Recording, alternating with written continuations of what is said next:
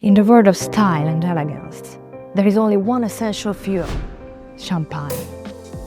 No fashion house can launch a season, no art gallery an exhibition, and you can't even launch a ship without it. But not just any champagne. It must be the very best. And is there a brand as fine as Veuve Clicquot? And the champagne house with a story quite as bubbly?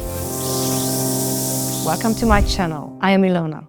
And if you wanna hear the riddle of how this champagne brand conquered the globe and how much the most expensive bottle sold for, stick around until the end to find out. Veuve Clicquot's story began in 1772 in France, when Philippe Clicquot founded the champagne house, originally under the name Clicquot. First things first. Let's get the pronunciation right. It's Veuve Clicquot. At the forefront of innovation in sales and marketing, Philippe's son, François Clicquot, pioneered the concept of commercial travelers, representatives who would travel across Europe selling champagne. But they didn't just knock on any doors. They went to Europe's royal families. Sadly, all this travel may have contributed to François' death, but as his chapter closed, another began for Le Commandant de la Champagne. Now let's explore the 3 factors that made her one of the greatest women of the industry. First, persistence. For years, their success was moderate.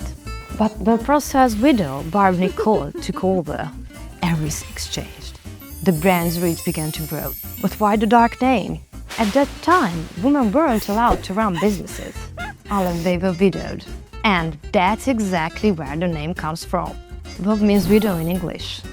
Barbe Nicole was the first woman ever to establish a champagne house. In a time when few women had leadership roles, she broke the mold, becoming an empress who conquered the industry. Her commercial travelers effectively marched alongside Napoleon's armies, selling champagne even to the people they were at war with.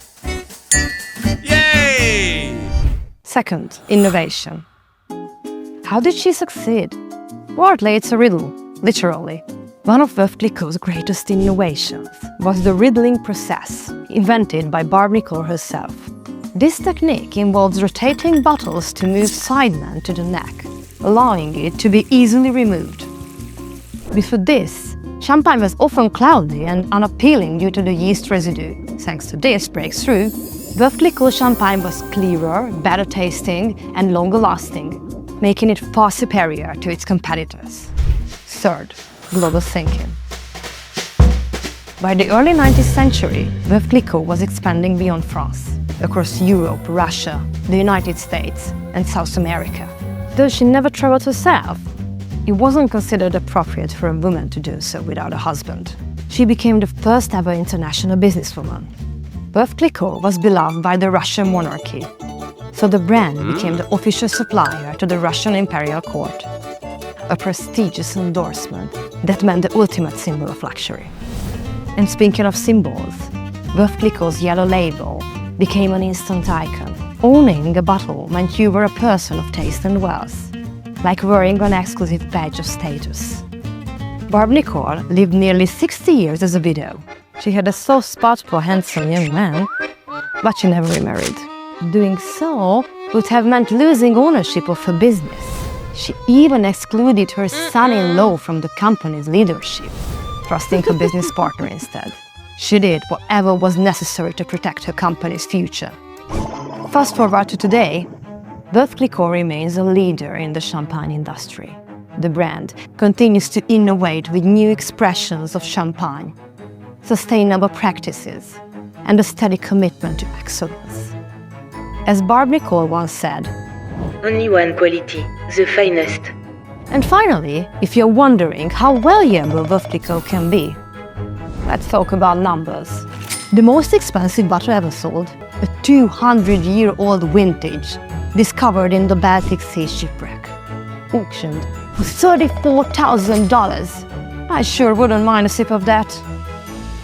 Barbe Nicole's ambition, like a champagne cork, could not be put back in the bottle.